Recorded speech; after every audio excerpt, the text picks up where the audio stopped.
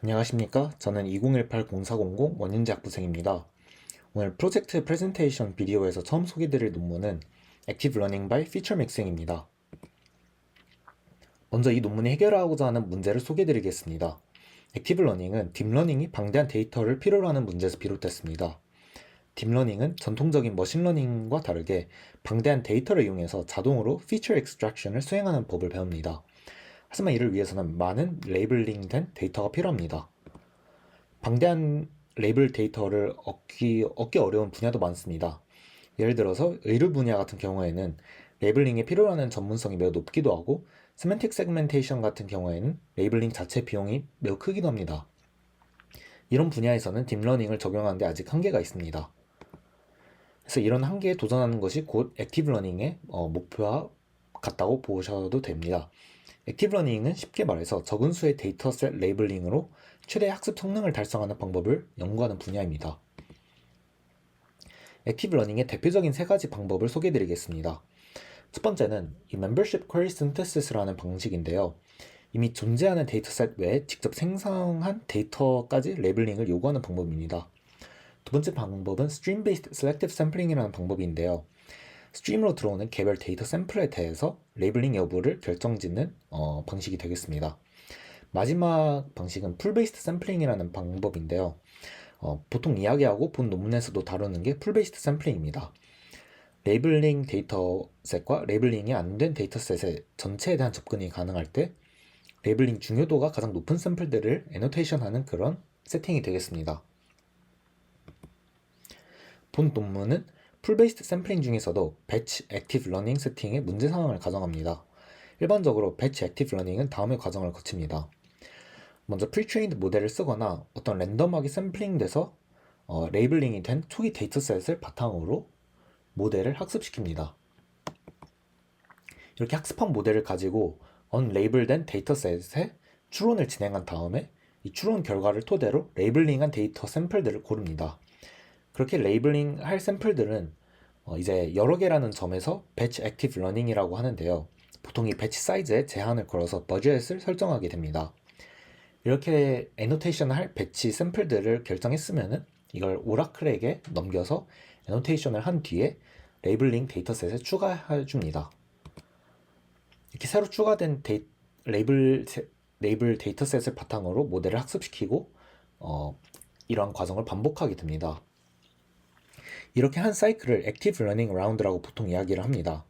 일정 횟수의 라운드와 배치 사이즈 제한에 대해서 버젯을 설정한 다음에 액티브 러닝 과정을 모두 거친 후에 모델의 테스트셋 퍼포먼스, 그러니까 accuracy를 측정해서 모델 간 성능을 비교하게 됩니다. 배치 액티브 러닝의 기존 워크를 소개해드리겠습니다. 가장 유명한 작품 중 하나는 다이버시티를 기반으로 한 샘플링 방법인데요. 언레이블된 데이터셋이 있으면은 이 데이터 샘플 집합을 가장 잘 대표할 수 있는 샘플들을 골라서 이제 애노테이션을 하는 그런 방식입니다. 또 다른 방식으로는 불확실성을 기반으로 한 샘플링 방식이 있습니다.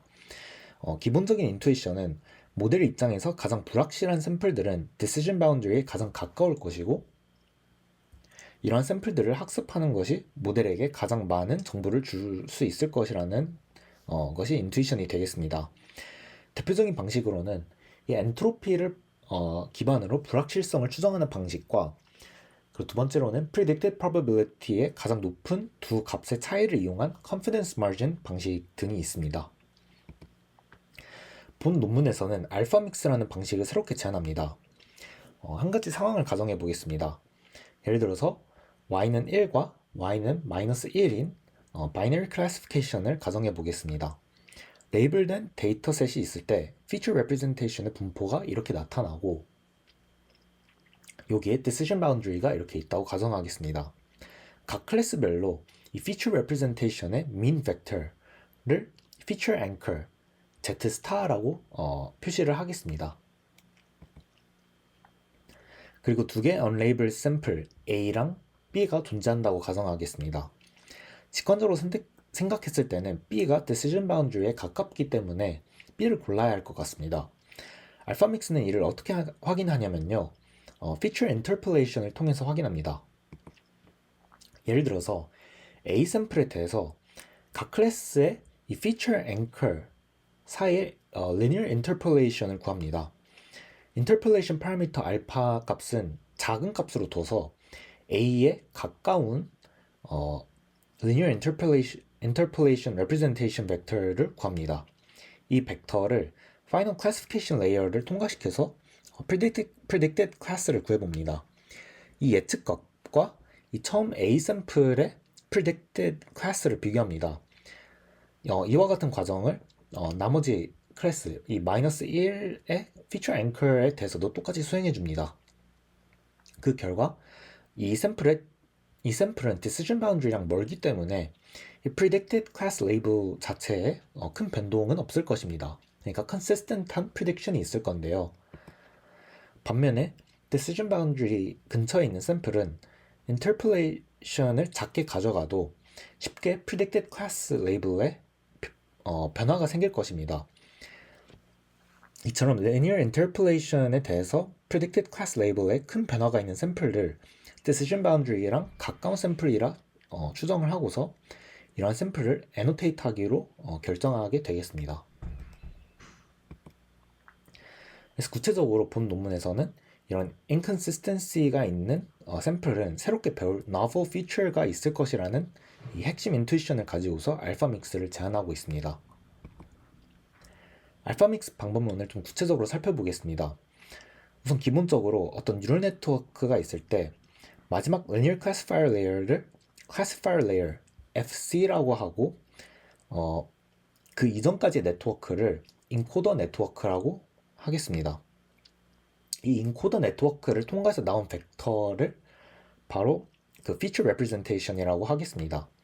알파믹스는 다음과 같은 단계를 거쳐서 수행됩니다.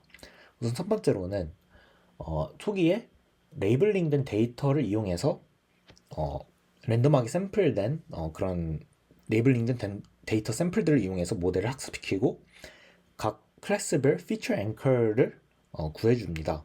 그 이후에는 각 unlabel된 데이터에 대해서 feature representation을 구합니다.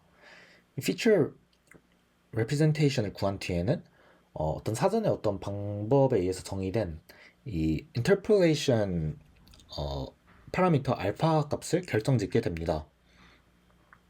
이 알파 값을 통해서 interpolated vector z 틸다를 구합니다. 그러고서 이 기존 feature representation 이 z 값과 interpolation을 했을 때 이 z 틸다에 대해서 각각 classifier layer를 통과시켜서 predicted class label을 비교해 봅니다. 만약 모든 클래스 레이블의 feature anchor에 대해서 interpolation을 했을 때 predicted class label에 변화가 있는 경우가 한 번이라도 있으면은 일단 이 예비 후보 집단 i에 넣어주게 됩니다. 그렇게 해서 모든 unlabel된 샘플에 대해서 이와 같은 과정을 거쳐서 이 후보 집단 i를 채워주게 되는데요. 만약에 이제 한 번에 annotate 할 수 있는 배치 사이즈가 b로 제한되어 있을 때 예비 후보 집단 i를 k-means clustering으로 b개의 집단으로 클러스터링을 해줍니다. 그리고 나서 각 클러스터의 중앙 레프레젠테이션과 가장 가까운 샘플들을 고르면 총 b개의 샘플을 선택하게 돼서 이를 annotate 합니다. 해서 이렇게 annotate 한 샘플은 레이블 데이터셋에 추가해서 동일한 과정을 반복하면 되겠습니다. 그럼 이 알파 값은 어떻게 결정할까요? 수식을 통해서 결정하는데요.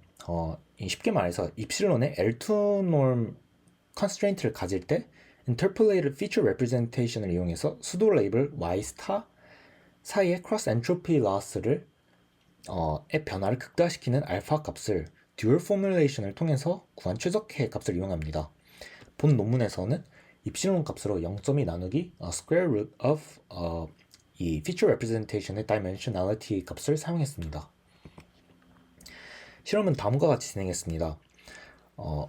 이러한 이미지 데이터셋과 두 가지 태뷸러 데이터셋에 대해서 정해진 10개의 액티브 러닝 라운드를 진행합니다. 액티브 러닝 라운드를 모두 마친 뒤에는 이 모델의 테스트셋 애큐러시를 비교해서 액티브 러닝 방법들 간의 퍼포먼스를 비교해 봅니다. 실험 세팅은 이렇게 총 30가지의 세팅에 대해서 각각 5가지 랜덤 시드에 대해서 실험을 반복했습니다. 실험 세팅을 간단히 설명드리자면은 풀 사이즈는 초기에 unlabel된 데이터 샘플 개수를, 레이블 사이즈는 클래스 인덱스의 개수, 인풋은 인풋의 사이즈를 보여주고서요. 이 initial instance는 초기에 랜덤 샘플링할 레이블 데이터의 개수를 의미합니다. 버젯은 한 번에 퀘리할 데이터 샘플의 개수를 의미하고요. 몇몇 벤치마크 데이터셋에 대해서는 두 가지 종류의 버젯을 테스트해봤습니다. 아키텍처는 이제 사용할 뉴럴넷 구조를 의미하고요. initialization은 매 active learning 라운드마다 모델 파라미터를 어떻게 초기화할 것인지 나타내줍니다. 이렇게 다양한 세팅 조합 30개에 대해서 학습이 끝난 후 테스트 셋 accuracy를 active learning strategy별로 비교를 해봤습니다. 그 결과 다음과 같은 결과를 얻게 되는데요. 우선 오른쪽에 있는 이 pairwise comparison matrix를 보겠습니다. 이 매트릭스는 30번의 실험 횟수 중에서 각 active learning 방법이 다른 active learning 방법의 테스트 set accuracy를 outperform하는 경우를 나타냅니다. 예를 들어서 이 줄 같은 경우에는 배지라는 기법이 각각의 다른 방법들을 outperform하는 횟수들을 나타낸 것입니다. 그렇기 때문에 이 각 행마다 들어가 있는 줄의 값이 클수록 전반적으로 좋은 스트래티지라고 생각할 수 있습니다. 해서 결과를 보시면은 이 논문에서 제안한 이 알파믹스 방법이 전반적으로 다른 전략들에 비해서 outperform하는 경향을 확인할 수 있습니다. 실제로 이 이미지 데이터셋의 레이블링한 데이터셋 샘플의 개수에 따른 테스트셋 accuracy 변화를 관찰해 보시면은 알파믹스가 가장 가파르게 증가하고 있다는 경향을 확인할 수 있습니다. 그래서 첫 번째 논문으로 알파믹스라는 액티브 러닝 전략을 살펴봤습니다. 이 방식은 feature representation의 interpolation을 활용한 첫 번째 액티브 러닝 방식이고요. interpolation 파라미터를 정확하면서 효율적으로 결정짓는 방식 또한 소개했습니다. 다양한 벤치마크 데이터셋에서 그 알파믹스의 효과성을 봤는데요.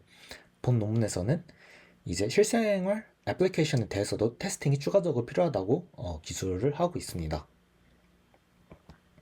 이어서 소개드릴 논문은 Spurious Correlation의 로버스트한 모델을 학습시키는 방법론에 관한 논문입니다. 현실 학습 데이터는 Spurious Correlation이 포함된 경우가 많습니다. 예를 들어서 이미지 분류 데이터에 나비 이미지가 포함됐다고 가정하겠습니다. 대부분의 경우에는 나비 이미지는 배경에 꽃을 포함하고 있습니다. 이런 데이터를 학습한 모델은 나비가 아닌 이 배경의 이미지의 꽃만을 보고서 나비 이미지라고 분류하는 데 의존할 수 있게 됩니다. 그 결과 꽃 배경이 없는 나비 사진을 마주했을 때 성능이 불안정해질 수 있습니다. 이처럼 테스트 타임에서는 볼 수 없지만 트레이닝 타임에서는 볼 수 있는 타겟과 코릴레이션을 갖는 피처에 의존하게 되는 문제를 Spurious Correlation이라고 합니다. 이와 관련한 과거 워크를 소개해드리겠습니다. 우선 2020년 연구에 따르면은 Spurious feature가 core feature보다 훨씬 심플한 경우에는 이런 경우에 특히 뉴럴 네트워크가 Spurious feature에 의존하기 쉽다는 연구 보고가 있습니다. 그 외에 2016년 연구에 따르면은 feature representation에서 core feature과 spurious feature를 구분지을 수 있다는 연구가 보고됐습니다. 본 논문에서는 이 연구에 영향을 받아서 spurious correlation이 내재된 데이터를 모델이 학습할 때 spurious feature뿐만 아니라 core feature도 함께 학습한다는 것을 보입니다.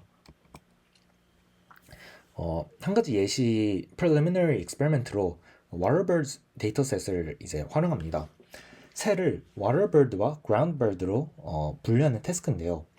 이때 배경에 물이 포함되는지 포함이 안 되는지 여부가 바로 spurious feature에 해당합니다. 어떻게 실험을 해보냐면요. 먼저 spurious correlation이 포함된 오리지널 데이터셋에 모델을 학습시킵니다. 그 뒤에 spurious correlation이 내재된 테스트셋에 대해서 worst group accuracy를 확인합니다. 그룹 개념은 이제 추후에 좀 자세히 설명드리겠습니다. 그리고 동일한 모델을 이번에는 배경 정보만을 제거한 foreground only 테스트셋에서 worst group accuracy를 확인합니다. 그 결과 오리지널 데이터셋의 학습한 모델은 spurious feature에 의존하면서 매우 낮은 worst group accuracy를 기록합니다. 그럼에도 불구하고 foreground only 데이터셋에서는 94%의 매우 높은 worst group accuracy를 기록합니다. 이 수치는 애초에 spurious correlation이 제거된 학습 데이터를 학습한 모델의 worst group accuracy와 비슷한 성능입니다. 즉 모델이 spurious feature에 의존하면서 이제 낮은 worst group accuracy를 갖게 되었을 때도 core feature를 캡처하는 능력을 갖추긴 했다는 demonstration이 되겠습니다. 그래서 이를 토대로 이 논문에서는 deep feature reweighting, 줄여서 DFR 방법론을 소개합니다. 우선 spurious feature가 존재하는 학습 데이터 D가 있다고 가정을 하겠습니다. 예를 들어서 인물 사진을 보고서 머리 색깔이 금발이 아닌지 분류하는 태스크가 있다고 가정하겠습니다. 이때는 인물의 성별이 바로 spurious feature에 해당합니다. 성별과 머리색에 따라서 이 4개 그룹으로 나눌 수가 있는데요. 보통 spurious correlation이 있는 경우에는 G4와 같이 minority 그룹이 있는 데이터 imbalance가 있는 상황에서 자주 발생합니다. 본 논문에서는 먼저 reweighting dataset D-hat을 구성해줍니다. D-hat은 이렇게 그룹 imbalance가 존재하지 않도록 구성된 데이터셋인데요. 원래 학습 데이터 D에서 샘플링을 해도 되고 아니면 별개의 validation set처럼 구성할 수도 있겠습니다. DFR 첫 번째 단계는 여느 방법과 마찬가지로 오리지널 데이터 D의 뉴럴 네트워크 전체를 학습해줍니다. 그러고서 마지막 이 클래시피케이션 레이어를 제외한 인코더 네트워크의 파라미터를 프리즈 시킵니다. 그리고 마지막 클래시파이어 레이어만 이 D-hat에 대해서 스크래치로부터 학습합니다. 이때 L1 regularization이 포함된 ERM 알고리즘으로 학습을 하는데요. 그냥 logistic regression을 이용해서 학습하는 것과 동일합니다. 이 방법이 매우 효율적인 이유는 실제로는 모델의 인코더를 이용해서 D-hat의 샘플의 인베딩 벡터들을 덤프한 뒤에 logistic regressor를 그 위에다가 학습하면 되기 때문에 트레이닝 컴퓨터가 굉장히 가볍습니다. 이때 L1 regularization strength hyperparameter는 이런 방식으로 결정짓습니다. D-hat을 이용해서 결정짓는데요. 먼저 D-hat을 절반으로 나눕니다. 이 절반의 D-hat을 이용해서 L1 regularization strength를 튜닝해 줍니다. 그렇게 튜닝한 strength 파라미터 값을 이용해서 마지막 최종 final classifier 레이어를 전체 D-hat에 대해서 이용해서 학습합니다. 여기서 주의할 점은 본 논문에서는 10가지 서로 다른 D-hat을 구성을 해줘서 각각의 D-hat을 통해서 구한 10개의 서로 다른 linear classifier를 학습시킵니다. 그 뒤에 classifier 파라미터들을 평균내서 최종 final classifier를 구성해줍니다. 마치 앙상블을 해주는 것과 동일한 효과가 있다고 보시면 되겠습니다. 이제 이 논문에서 등장했던 실험 중에서 가장 중요한 실험을 소개해드리겠습니다. 우선은 Waterbirds 데이터셋과 CelebA 데이터셋 총 2개의 이미지 데이터셋을 활용하고 멀티 NLI와 Several Comments라는 텍스트 분류 데이터셋도 활용했습니다. 각 데이터셋의 학습 방법론을 적용한 뒤에 테스트셋에서 Worst Group Accuracy와 Mean Group Accuracy를 구해서 모델 간 퍼포먼스를 비교했습니다. 이제 베이스라인으로는 그냥 오리지널 데이터셋을 학습시키는 ERM 방법을 비롯해서 spurious feature에 로버스트한 다양한 베이스라인 방법들을 준비했습니다. 이미지 데이터에는 ResNet을, 텍스트 분류에는 BERT를 활용을 했고요. 각각 SGD와 ADAM-W를 이용해서 모델을 학습을 했습니다. 그 결과 DFR은 ERM과 비교를 했을 때 항상 consistent하게 significantly outperform하는 그러한 퍼포먼스 갭을 보여줍니다. 특히 다른 방법들과 비교를 했을 때는 이제 유사하거나 앞서가는 성능을 보여주는데요. DFR은 logistic regression만을 활용하는 매우 간단한 학습 방법론이라는 점을 기억을 했을 때 여러 개의 네트워크를 반복적으로 학습해야 하는 이런 JTT 같은 베이스라인 방법론보다 경쟁력 있는 방법론임을 알 수 있습니다. 이렇게 두 번째로 살펴본 논문은 spurious correlation이 있는 데이터를 ERM으로 학습한 모델이 core feature를 여전히 학습할 수 있다는 능력을 갖췄다는 걸 보였습니다. 그래서 이를 토대로 DFR이라는 간단하면서 효과적으로 spurious feature의 로버스트한 모델을 학습하는 방법론을 소개했습니다. 논문에서는 향후 연구 방향으로 다른 representation learning method를 이용해서 DFR의 성능을 더욱 높이는 방향을 제안하고 있습니다. 이상으로 발표를 마치겠습니다. 감사합니다.